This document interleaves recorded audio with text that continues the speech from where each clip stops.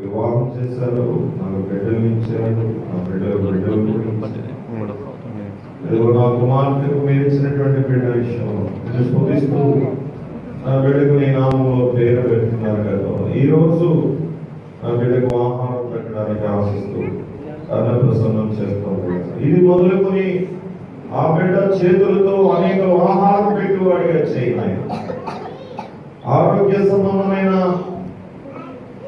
Digestion సంబంధమైన ఏ బలహీనతలు ఆ బిడ్డకు రాకుండా కాపాడు. తిండికి బట్టకు ఆరోగ్యానికి లోటు లేకుండా బిడ్డను దీవించు.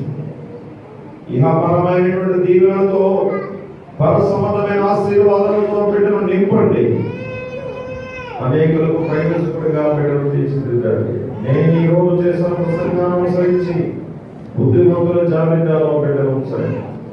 నీ చిత్తానుసారంగా జీవించుటకు ఆ బిడ్డను నడిపించండి. బుద్ధి జ్ఞానం తెలివివేగము సర్వ సంపదలు నీ యందు గుప్తములైనవి గనుక సదా మీ నామములో దయచేయమని ప్రార్థిస్తూ ప్రభువైన యేసుక్రీస్తు నామములో ఈ ప్రార్థన సమర్పించుకుంటున్నాము తండ్రి.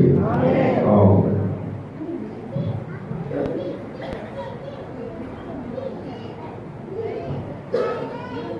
యేసుక్రీస్తు నామములో బిడ్డకు అన్నం పోసుకోవచ్చు.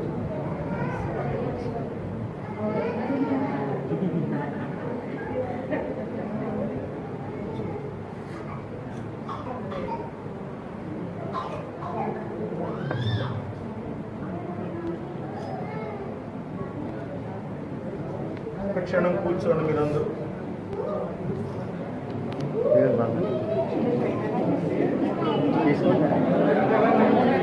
పైకి వెళ్ళండి.